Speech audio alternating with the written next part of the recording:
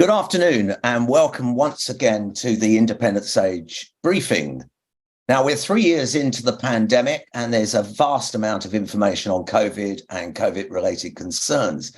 And we get our information from many different sources, from scientific papers, news articles, social media, and a lot is shared on the subject with a lot of different and legitimate opinions.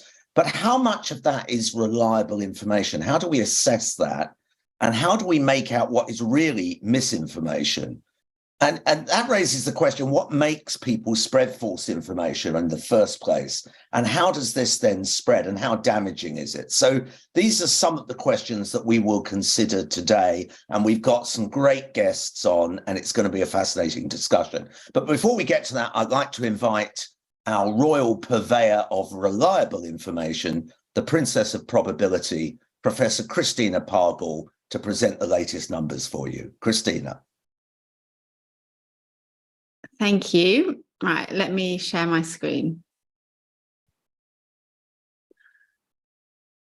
Okay, so an update today. I will be covering the latest on prevalence, hospitalizations and deaths, and then just some updated data on vaccines and also on vaccine efficacy that has come out of ONS, a quick variant update. And then I also just wanted to highlight some new research that's come out, well, various bits of new research that's come out over the last week on long COVID, which I think is pretty relevant.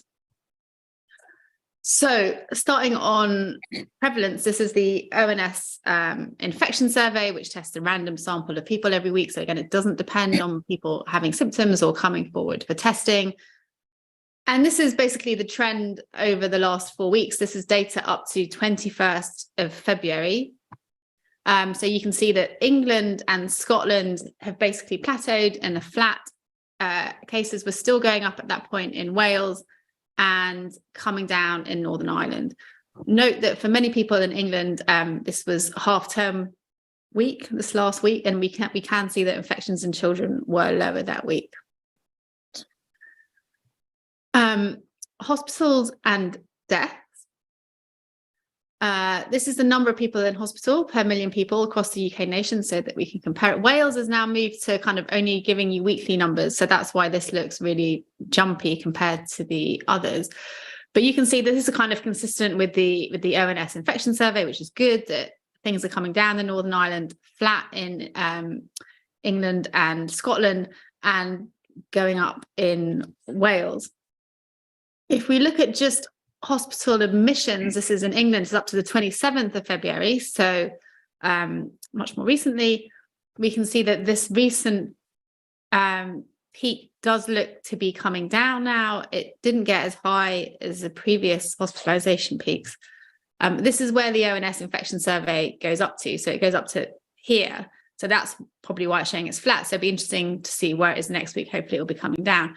One thing to note is that the troughs are slowly going up. So we never got down, say, to below 500 hospitalizations a day, which is where we were in the trough last summer. So yes, the peaks are coming down, but the lows are going up. Just a quick comparison with flu from the UK HSA data. So you can see here, I know people have shown this before, but this is the big flu spike we had in December. And red is COVID. I just wanted to show it because I saw quite a good tweet on it last week where someone said that, yes, flu is worse than COVID, but only for about 2 weeks a year. And I think we're seeing that play out here where you're just getting these constant waves of COVID, which will be adding burden to the NHS. The death, this is deaths involving COVID from Office of National Statistics across all 4 nations.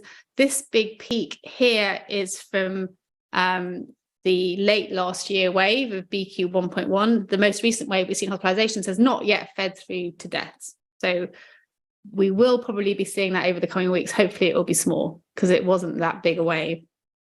But one good thing did happen. If we're looking at all-cause deaths this week, it's the first week in a really long time that we did not have excess deaths in England and Wales.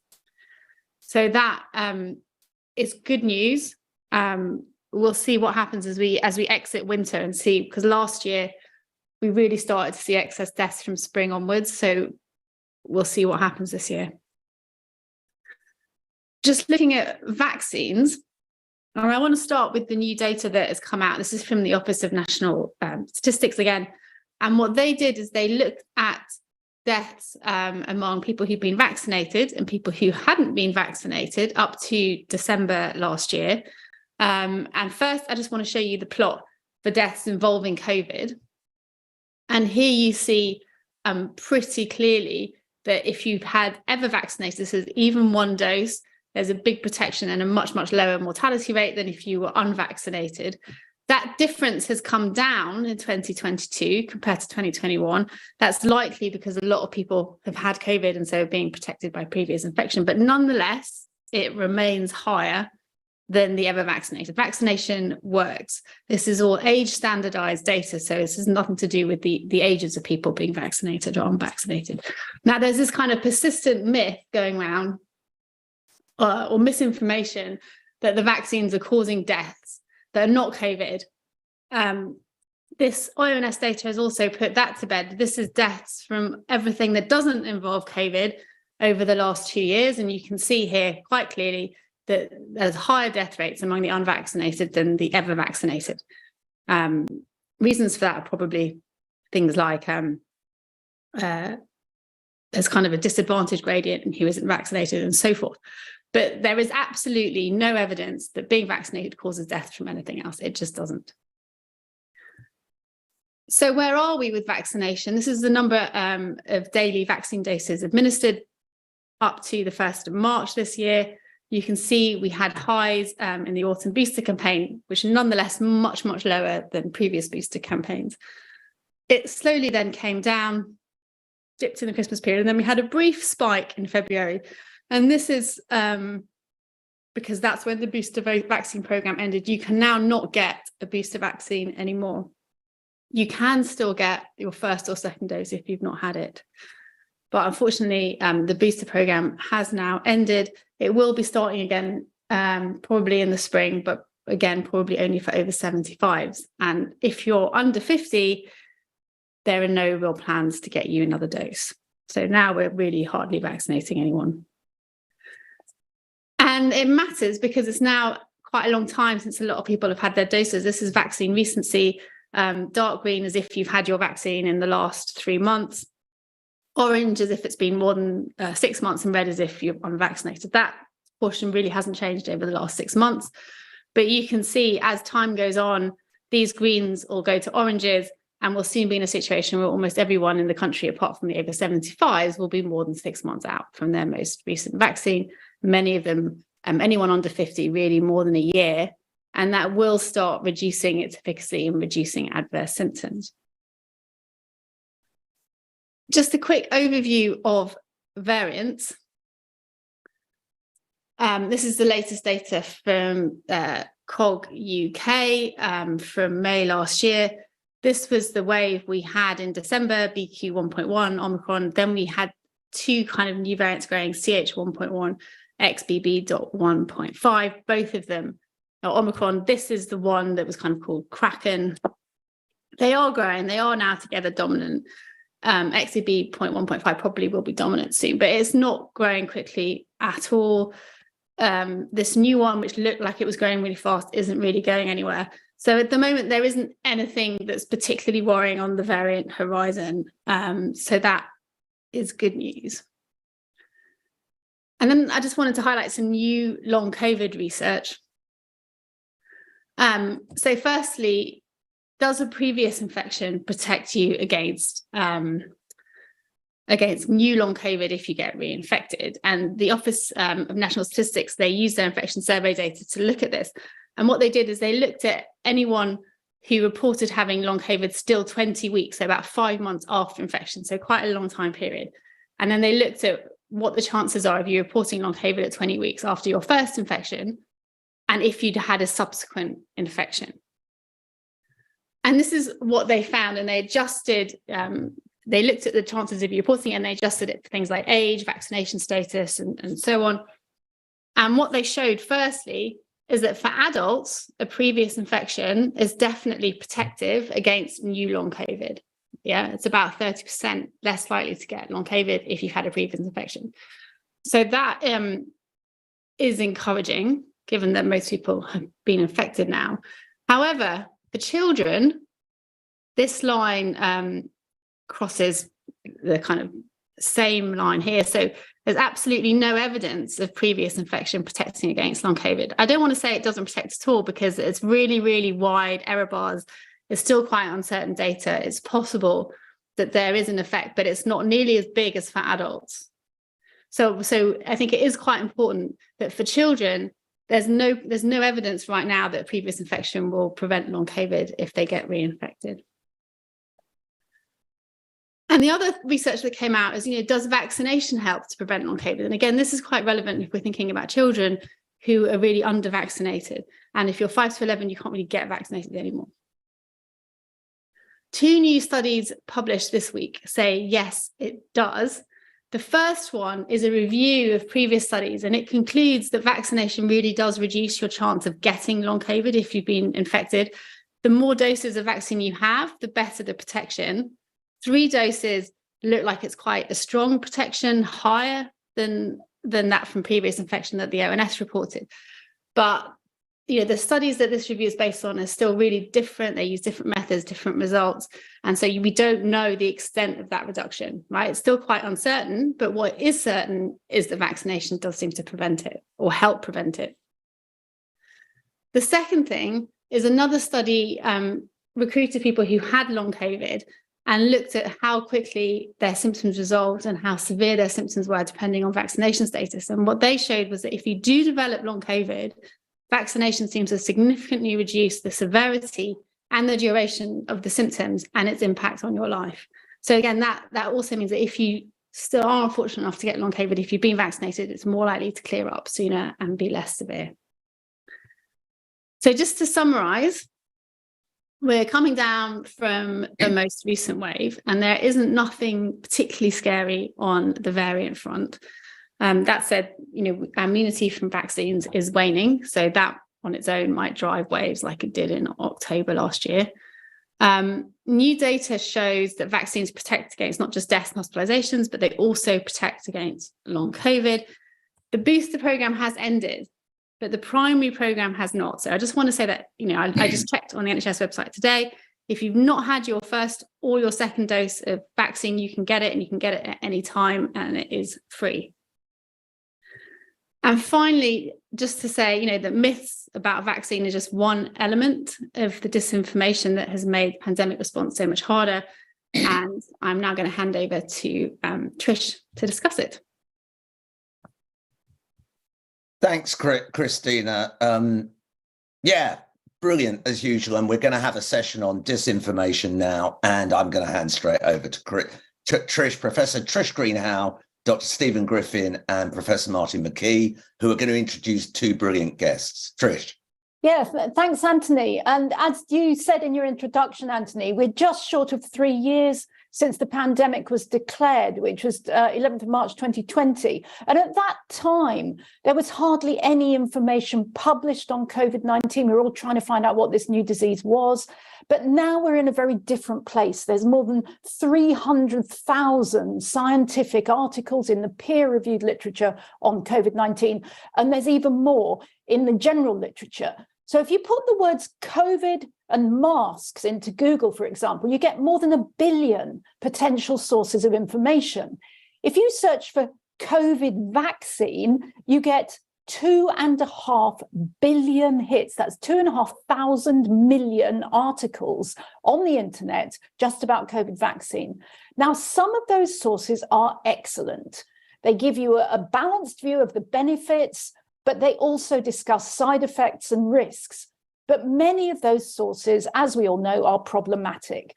Either they present only one side of the argument in a very exaggerated way, or they give you information that seems to discuss both sides neutrally, but in reality is presenting one side more favorably and the other side less favorably than the scientific evidence really merits. So the problem with COVID-19 then isn't lack of information, but too much information and information that we can't trust, or we don't know whether we can trust it. And in this session, we're going to look at that mountain of information on COVID-19 and how we might navigate it. So I want you to imagine that you've got an Uncle Arthur. And Uncle Arthur has been down the pub and he's come back with the story. Let's say Bill Gates is trying to microchip the whole of humanity through COVID vaccines. And he says that the guy who told him this in the pub got it from a trusted source on the internet. Now, of course, you find the story scientifically implausible because you're the sort of person that watches Independent Sage, but Uncle Arthur is going around telling everyone in the family to refuse their booster shot. And Uncle Arthur has printed out some persuasive-looking graphs. Now, you can easily find an article that says very clearly that COVID vaccines don't contain microchips, but your family members are asking which evidence they should trust, yours or Uncle Arthur's. So last week, I did a pre-recorded interview with Professor Deborah Lupton, who's a social scientist from Australia. It's in the middle of the night in Australia now. And Deborah Lupton studies what makes us trust or mistrust information. So we're now going to play that little clip. It's about 5 minutes long. I'm now delighted to introduce Professor Deborah Lupton, who is Professor of Sociology at the University of New South Wales in Australia. Deborah, could you first of all explain to us the difference between information, misinformation, and disinformation?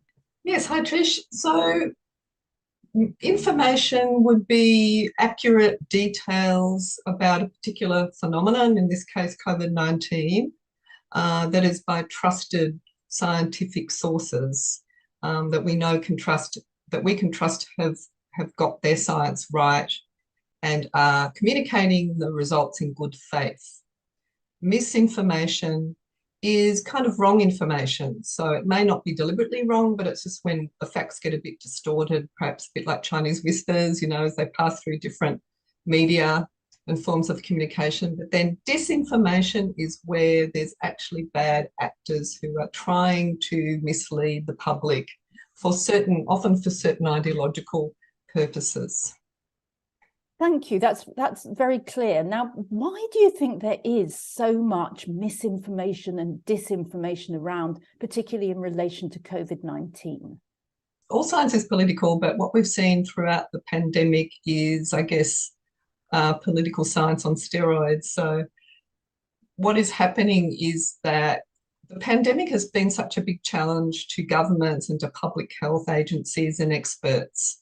And there's often been the economy pitted against people's health, particularly in the certain kind of neoliberal governments that we have in the UK or in the USA or here in Australia. And so what happens there is that there's a constant argument, a constant debate between, you know, whether we should worry about the corporations and, you know, profit-making enterprises, or to what extent we should worry about actually protecting people's health and what the expenditure is in protecting people's health. So what we're seeing is a very political landscape where you've got big corporations wanting to protect their interests, you've got governments trying to juggle people's health along with protecting the economy. But you've also got, you know, the people who are often on the fringes, actually, of societies, who are feeling very disaffected, feeling left out, who believe in things like conspiracy theories. And so they've got their own networks where they pass along misinformation as well. So there's a lot of sort of agents there who are sort of have got different interests, who have got different expectations, who've got different needs that are sort of competing with each other to get certain messages out into the public. Very confusing indeed. And what do you think people should do about this? How can people find information that they can trust? Have you got any tips? Well, ideally, so I've done a lot of research in what people do when they Google any kind of health issue, and talking to people about how they look for, you know, trusted sources of information. And I do know that most people do look for trusted sites such as government health websites when they're Googling information, trusted sites that promote medical information such as WebMD, for example. Most people are aware of where to get trusted information. Health departments and those kinds of trusted medical advice websites. So I would, the good old website is still often the best place to look, where you can actually check who's behind the information. You have to be super, super careful though on social media, not to be very, very, not to necessarily trust who is disseminating information there and the sources. It's often hard to tell. Well, yes, and would you say that social media is actually getting worse as a source of trusted information? Yes, definitely. And I also do a lot of research into how people use social media. Social media can be fantastic, giving peer support to people if you've had an unusual disease, or you just need. Long COVID has been something that people have really found support and help and peer advice from, for example. But on the other side of things, that it's very difficult again to tell how comments are being moderated, or if at all, on social media. So I would also always look on whether it's, whatever social media platform you're looking at, whether it's Twitter or Facebook or whatever, just check what the credentials are of the people who are sharing information. Firstly, just see where they work, what their background is, before you trust what they have to say. Thanks very much, Professor Lupton. It's a pleasure.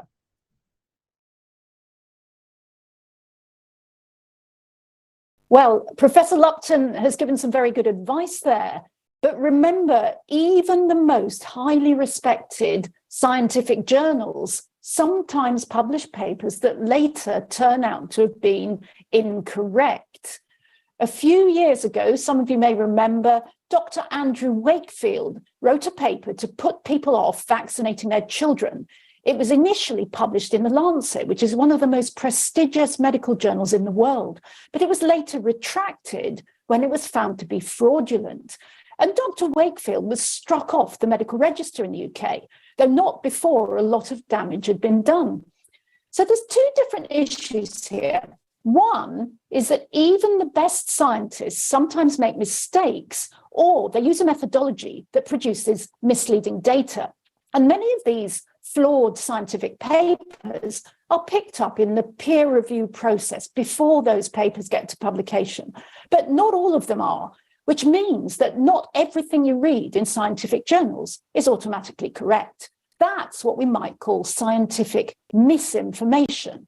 And the other issue is something actually rather more troubling, is that scientists and doctors are human, and occasionally they too can be lured into conspiracy theories and become part of an organized effort to spread scientific disinformation. So I think, Manasa, we have a question relating to misinformation. Am I correct there? We do. Anthony, could you read it out, please?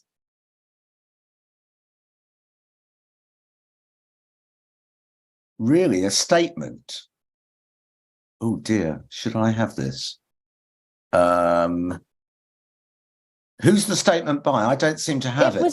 It was something about masks and a Cochrane review. Have you got that one? Oh, the question. Yeah, the question. I beg your pardon. Yes, I do. And it's from Peter Howard. Yeah. And he said, my wife and I have followed Independent Sage throughout the whole pandemic and have been very grateful for all your hard work. I subscribe to the New York Times, and this morning found an article in there based on a report by the Cochrane collaboration, which purports to demonstrate the ineffectiveness of masks, including surgical and N95 masks. I found several online references to Cochrane being a standard for data, but also one in the British Medical Journal from 2018, citing some problems with the Cochrane collaboration. In short, I would appreciate your opinion on how seriously this argument should be taken. Thanks, Anthony. So this is a really interesting question. The gold standard, and if we remember back to what Professor Lupton was talking about, there are some sources that we tend to trust because we know the source, we know things have been checked. So my response to that question is that the Cochrane collaboration is very good at some things and not so good at other things. Now, Cochrane was set up about 30 years ago to summarize the findings of randomized controlled trials, especially trials of drugs. So the thing that Cochrane is particularly good at is using advanced statistical methods to generate what some people call a grand mean or a big average of the results of every randomized controlled trial that's ever been done on a particular drug in a particular disease. So it's a very mathematical approach. And if we keep to that core business, randomized controlled trials of drugs, many people would say, many scientists would say, Cochrane is the gold standard. It's the trusted source. Bear in mind, however, that any Cochrane review can be done well or badly. What Cochrane, I think, is not so good at is asking itself, should all these very different randomized controlled trials of masks really be lumped together when they all studied different kinds of masks in different disease outbreaks using different outcome measures? And there's another question that Cochrane should be asking itself, and I don't think it does, which is there really a good reason to ignore every single study that's ever been done on masks that isn't a randomized controlled trial? Now, personally, I think that the Cochrane line on that question is a long way from a gold standard. Those of you who follow me on Twitter will know that I've recently done a very long thread on the detailed evidence for and also against the use of masks in different situations. And I'll make sure there's a link to that thread on the Indie Sage website. So the specifics of masks, but the question of, is something a gold standard? Is it a 100% trusted source? That is something that's getting very complex. I don't know if anyone else wants to comment on that question. Yeah, Steve. Thanks, Trish. I mean, I have a sort of related comment around Cochrane and their use of information, and it really relates to Cochrane and also other sort of, gatherings of information, what we might call meta-analyses. And that's really because the quality of those analyses are always confounded by the trials that they're actually analysing. And if those trials aren't designed properly, then the analysis isn't going to be designed properly. It's sort of logical. And there's actually a really interesting example back from influenza antivirals, where the Cochrane review said quite categorically that Tamiflu, the drug that we stockpiled in 2009 for swine flu, didn't work. And that's because mainly there are difficulties in giving people that drug, the dose in time when they're identifying the infection. And it only reduces infection by about a day. But by the time you're symptomatic with flu, you've had it for 2 or 3 days already. So actually the drug was doing a pretty good job. But because these trials have their endpoint set at the wrong sort of target, then it just didn't really follow through. And I think there's also applications there for COVID antivirals and other things related to that. So it's not always easy to say this is gold standard or not. I completely agree. Great. And I think you're now going to introduce our next guest. I am. Excellent timing. Thank you, Trish. And Professor Lupton did a fantastic job on the pre-record, definitely. But now we have our second guest today, and it's a real pleasure to welcome Professor Stephan Lewandowsky from the University of Bristol. Stephan is incredibly well known in the area of misinformation. It's his bread and butter. He's a cognitive scientist and psychologist, and he's really become very focused on the way in which people perceive and deal with and process misinformation, and how we might protect people psychologically from being exposed to that information. And Stephan's joining us today, and he's written so many books. If you Google Stephan on COVID and just misinformation, you'll come up with dozens and dozens and dozens of hits, as I've just done, and I won't explain them all. But Stephan's very kindly going to give us a short presentation around the sorts of misinformation that we're seeing around the pandemic. So thank you, Stephan. Great to see you again, and I'll hand over to you to show us your slides. Okay, thanks so much. Thanks for having me. So I need to share my screen.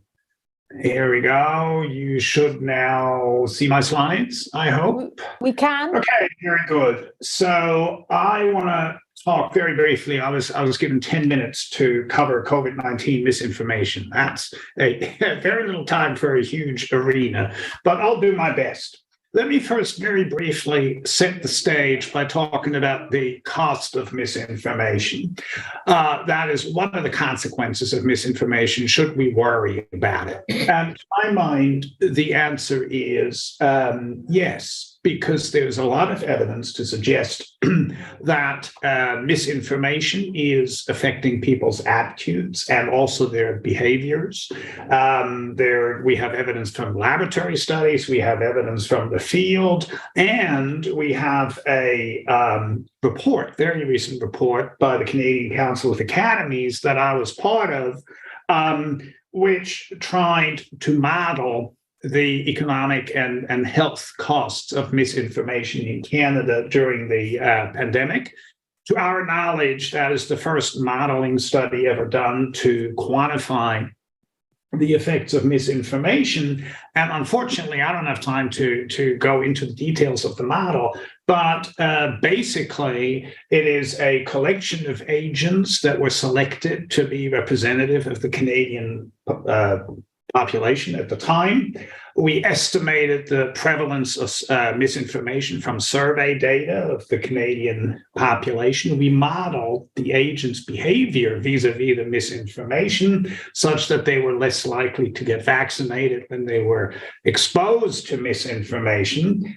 And the headline result is that in our counterfactual scenarios, when misinformation was reduced or eliminated, we estimate that about nearly 3,000 lives could have been saved because more people would have taken the vaccine. So these are based on assumptions, these estimates, and we can discuss the details if there is time. But I think, in 2 minutes, I've at least set the stage to suggest we have a real problem to deal with. So what are we going to do about it? What's our response to misinformation? Well, there are multiple different paths one can take. What I'm arguing for, me and my colleagues, is something that collectively I would refer to as informational empowerment. What I mean by that is to empower people to make better choices about what information they consume and to give them the tools to protect themselves against misinformation. So, what do I mean by that? Very briefly. Well, let's first talk about what it actually means for misinformation to spread, because people talk about spreading misinformation as though it is sort of like, you empty a bucket of water and it just flows downhill, as if there's nothing you can do about it. Well, but no, that is not the right analogy. What is happening with misinformation is that people make the choice to disseminate it, and they then make the choice to share that misinformation. Now, that can be done entirely unintentionally. It happened to me recently. I shared a tweet that I shouldn't have shared because it was false. I deleted it and apologized.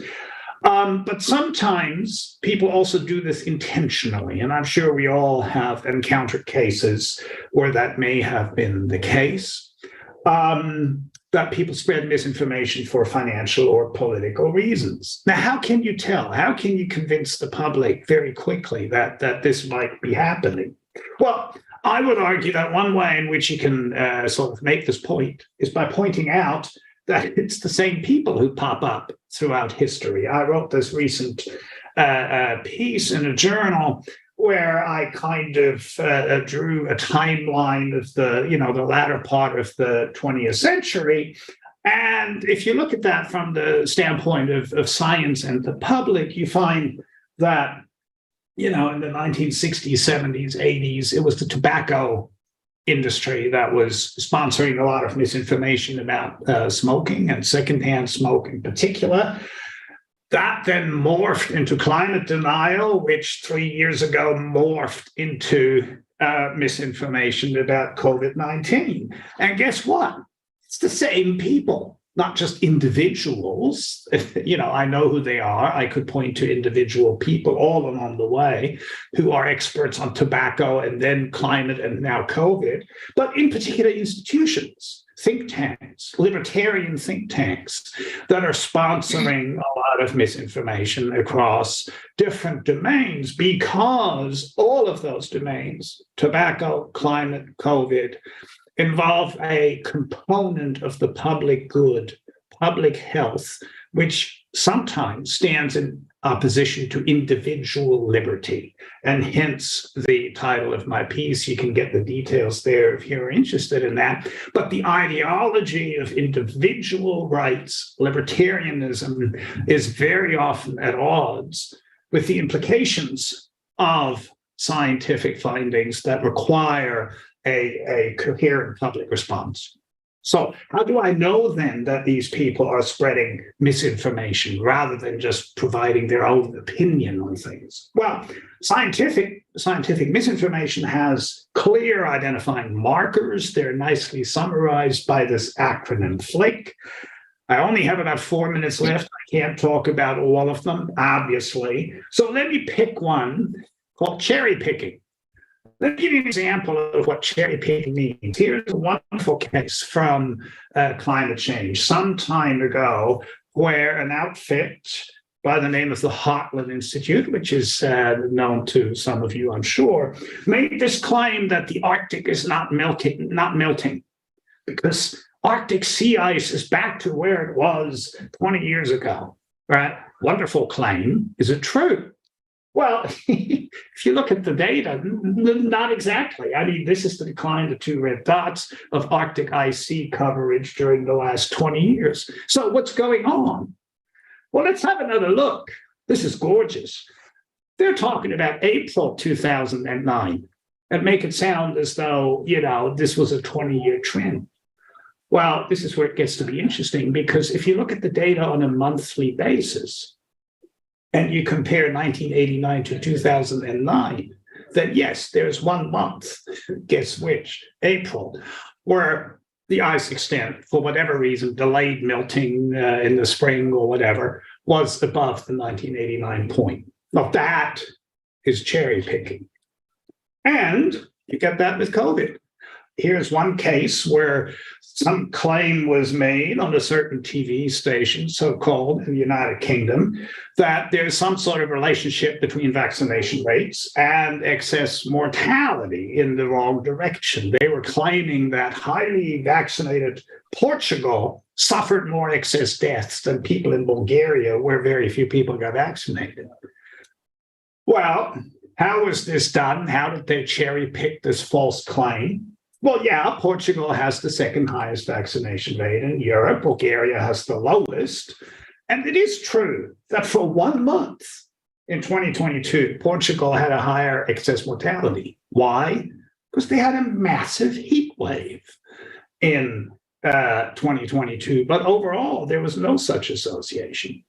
So it's a classic case of cherry picking, and you can train people, we've done this in the lab, to become conversant with this notion of cherry picking and picking out when they're being misled.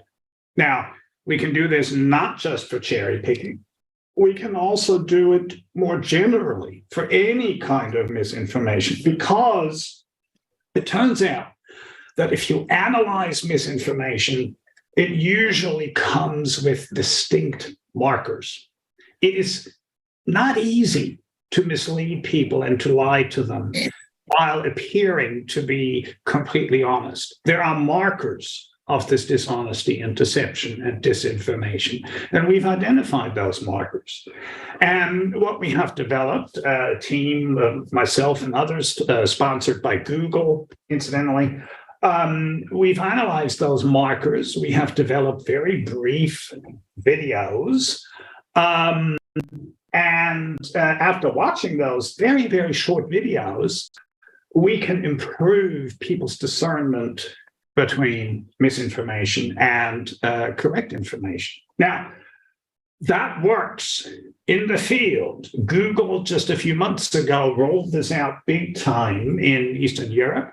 They ended up showing 38 million people videos of inoculation. This is this idea that you can protect people against misinformation by teaching them to identify it. And they found in this field experiment that, yes, in many circumstances, the videos increased people's ability to spot disinformation afterwards. And so that is one way in which one can inoculate people against misinformation. What is hidden behind this QR code is my homepage, and in particular, a page full of resources. Some of the handbooks Steve mentioned earlier that I've published, they're all available there. Point us to websites, point us to resources to help you and others protect yourself against misinformation. And I think I managed to do all this in 10 minutes. So thank you for your attention. I look forward to your questions. Thank you, Stephan. You certainly did do that in exactly 10 minutes. So congratulations. That was pretty amazing. And we will certainly tweet your resources and hopefully put them on the IndieSage website for people.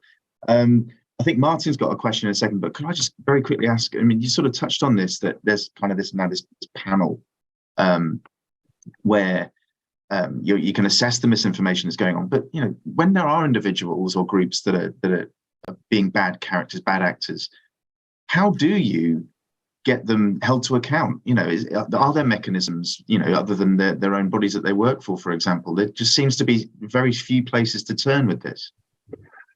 Well, that, of course, is, you know, one of the million-dollar questions. You know, we can talk all we like about certain politicians with a weird hairdo who lie all the time. But while the voters are okay with that, there is not much you can do. So I think the answer to that is it's just a very long-term political process of mobilization and talking to people and you know, wherever possible, try and hold people to account at every level, all the time, every day, you know, and but it's a long slog. I don't think there's a silver bullet. I wish I had one. But having said that, there actually is, there is one way you can go, and that is through to disarm, defang some of the misinformation. You can introduce clever regulation to govern the platforms which at the moment are amplifying misinformation rather than suppressing it. And I changed my background. There's another web link up there. This is a report that I was lead author on for the European Commission, which is outlining that whole nexus and pressure points between technology online and democracy and what we might be able to do about it. And some of the EU recent initiatives about the Digital Services Act and the Code of Conduct, in my opinion, are steps in exactly the right direction. So there's stuff we can do. Great. And just to very quickly follow on before Martin asks you something, because Manasar, who's obviously an expert journalist, has asked, how longer lasting impact would inoculation have? And does it translate to different subjects and topics, especially with such heartfelt beliefs in some of these things?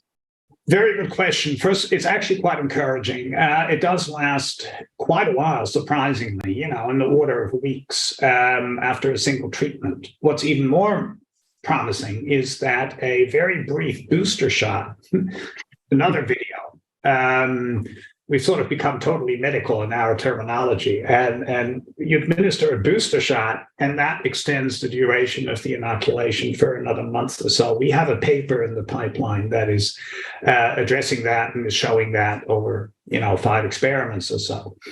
The other question about transfer is also very good, and I have a partial answer to that. I published a paper with a student 2 years ago where we inoculated people against Islam-related radicalizing material. Now, our inoculation video didn't mention Islam. It was completely neutral.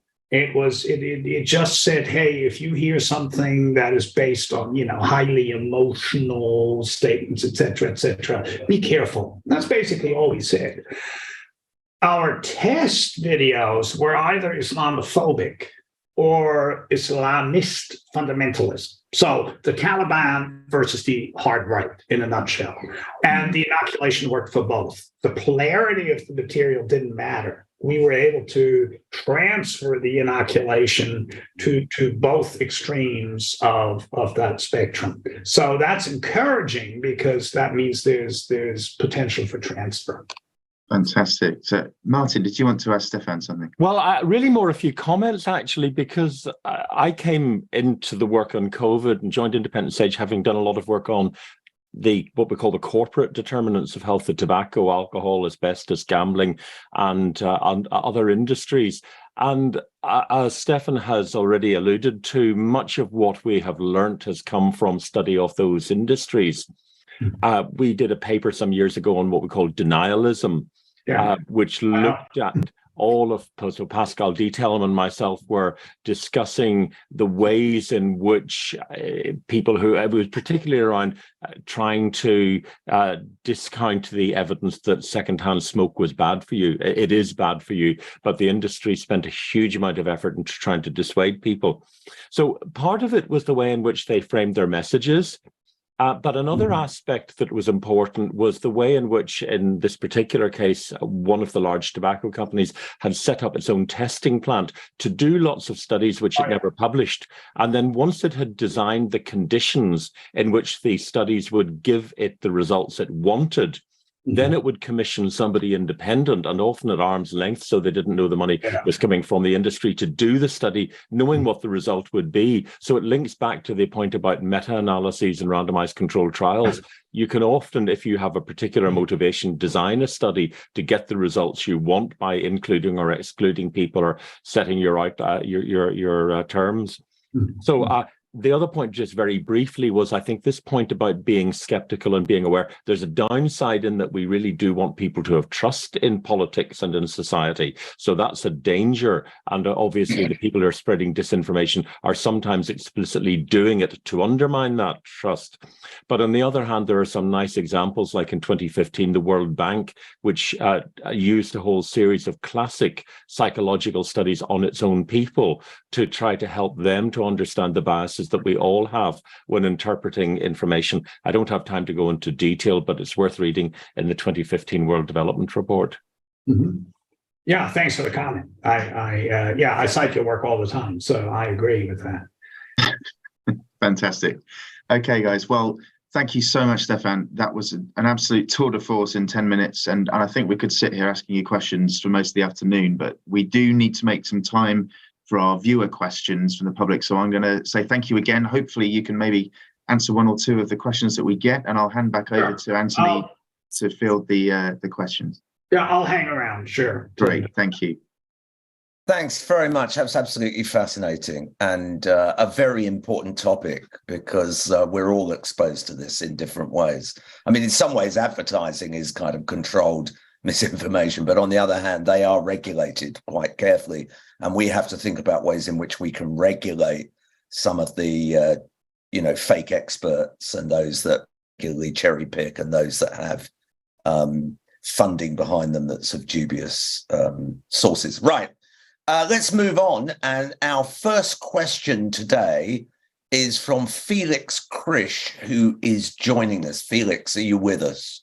I'm here, yeah. I'm with you. Brilliant. Thank you so much for joining. Please go ahead. Thanks. As you said earlier, with 3 years in from the start of the pandemic, and pretty much 3 years in from the start of Indie Sage, which we've certainly followed from the word go. But given that the government seem to have given up now on any serious attempt to contain COVID, as far as I can see, how do the groups see the way forward? As you've said many times, vaccines alone won't get us through this. And I noticed the other day, and I can't point to the information right at this minute, that it seems that both Pfizer and Moderna are either about to or have already massively upped their vaccine prices. PCR tests seem to have pretty much disappeared. I'm assuming we're not at the stage where COVID is considered endemic. So are we left to just do our own individual risk assessments and hope? And I'm just going to tack in, I know we haven't got time, but very quick tack in, since we're talking about disinformation. If anybody has any thoughts on the motivation behind the last couple of days, the Telegraph and Spectator's motives re-challenging lockdowns, you probably don't want to discuss it today, but I thought I'd throw it in there anyway. Right, thank you. Anyone want to kick off on this about how do we find our way through. Leonard, go ahead. Dr. Felix, Leonard Lee from Oxford. Thanks, Tony. Appreciate it. Felix asked a fantastic question. Must we always have leadership from the front?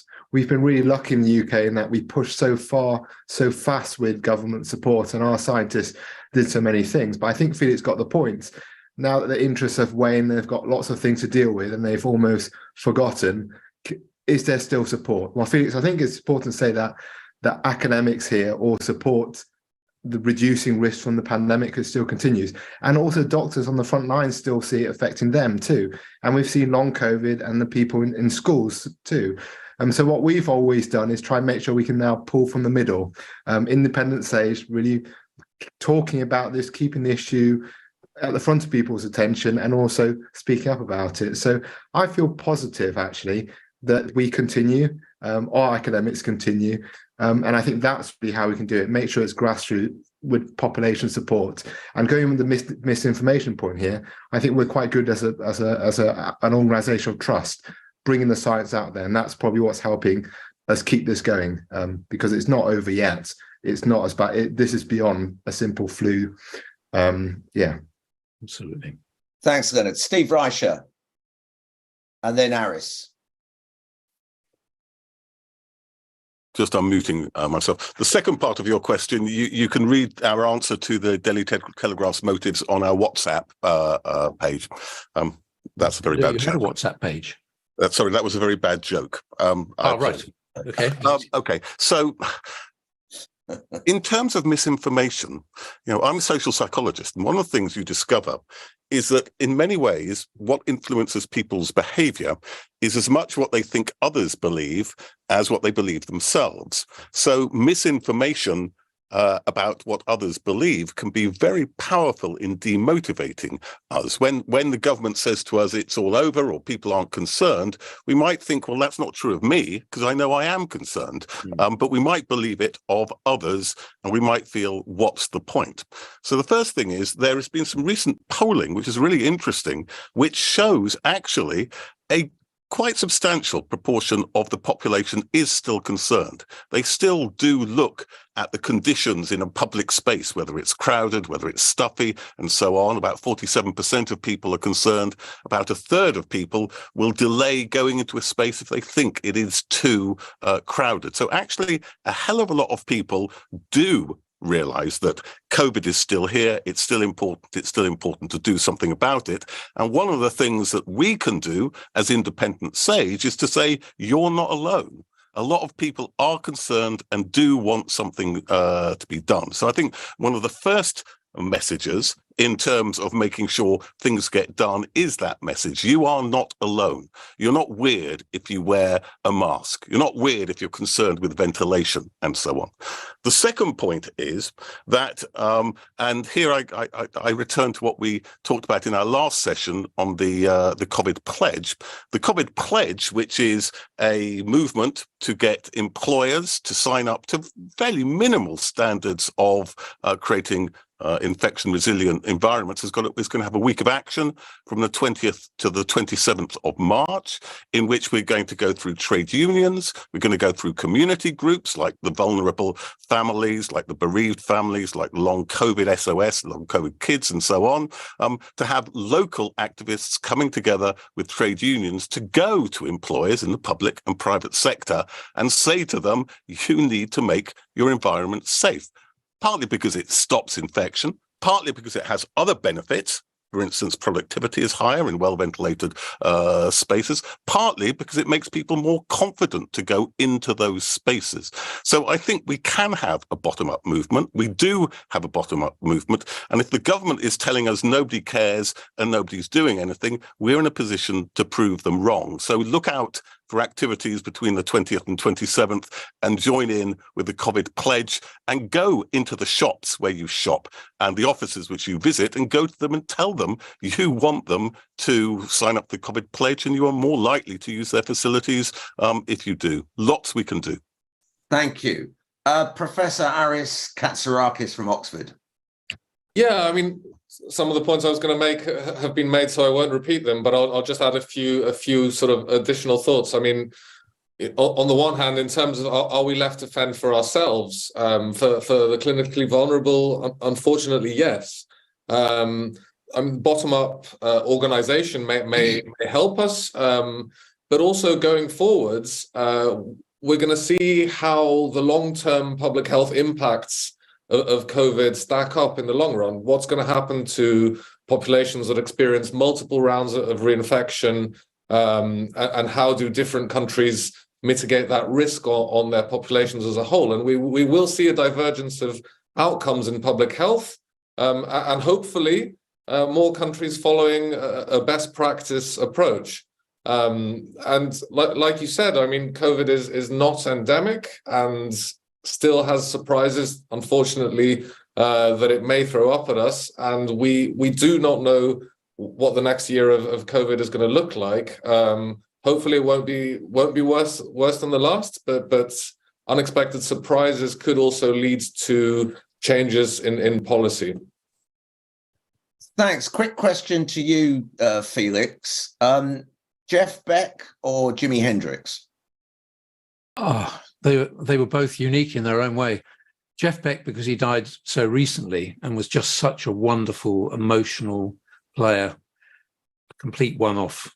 But Jimi Hendrix was equally. What a thing to throw at me. Sorry. No, it's all right. I saw Jeff Beck at Montreux last year, actually, and I'd never heard him before. He was pretty amazing. Oh, he was magic. Completely. But then Johnny Depp came on stage. So disaster. Yeah. Okay. Thank you. Sorry, I'm going to come to you, Zubaida, because the next question, which is from Simon Woodage. According to the latest ONS report on ethnic and religious contrasts in deaths involving COVID-19, the largest drop in deaths is amongst Muslims, perhaps indicating the awful time they'd experienced previously, and a rise across several religious ethnic groups from Delta to Omicron, increase amongst white British, perhaps having a bigger effect than clear from the chart, and otherwise difficult for me to understand 3 years into COVID. But I'd like to know our thoughts, or your thoughts, on lessons to be learned into relation to how the pandemic has affected different religious and ethnic communities. I'll kick off with you, Zubaida. Yeah, I mean, there's a lot there. It's a very good question, and it refers to an ONS report that's just come out recently looking at deaths in relation to ethnic minorities and faith groups.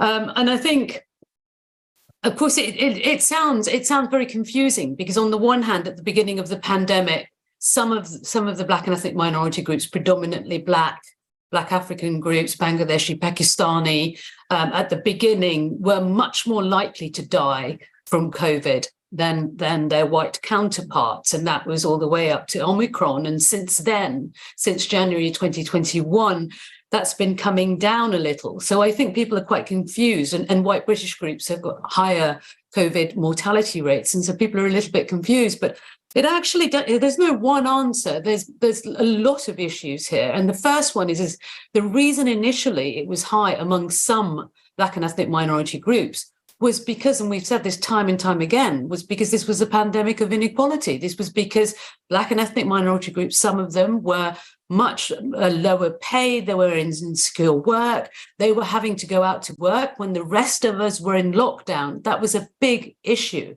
They had to choose. They didn't have a choice. They had to go out to work in order to put food on the table. They were much more likely to take public transport during lockdown. They were much more likely to be living in overcrowded housing, which had obviously implications for transmission and so on. So their risk factors were extremely high, and it was lower for white British people who tended to have higher socioeconomic status, could afford to stay at home, types of jobs they had, and so on. So that's part of the answer. Of course, the other part of the answer is vaccines. You know, Christine, my colleague Christina, talked about vaccine and vaccine effectiveness at the beginning of this session. And as soon as vaccines came in, more and more ethnic minorities were taking up the vaccines. And although there are issues around vaccine hesitancy, Bangladeshis, for instance, had much higher rates than other groups. So you can also understand why their rates of mortality was coming down.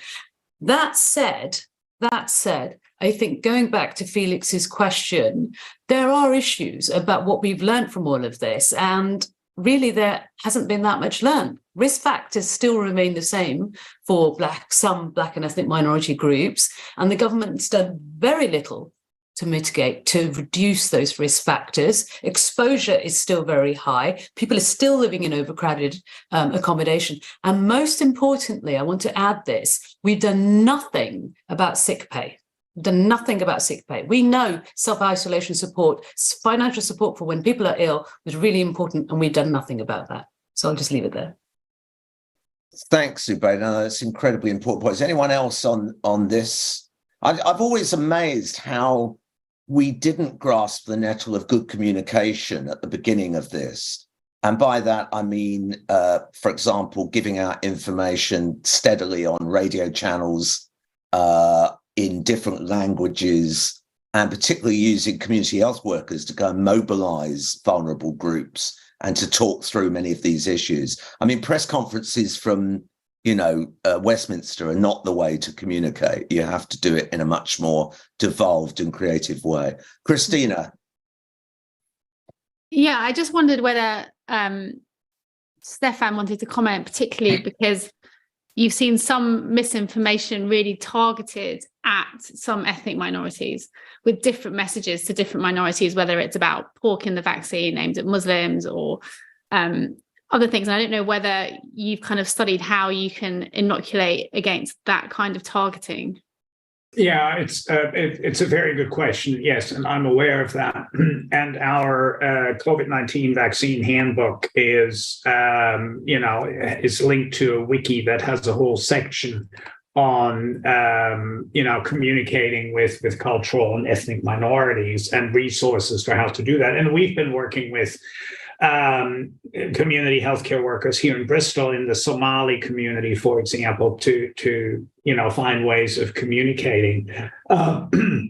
However, I want to add one other thing, that there was a lot of concern in the United Kingdom and certainly in the United States about African Americans in particular in the US not being willing to get vaccinated, that there would be much vaccine hesitancy in African American communities.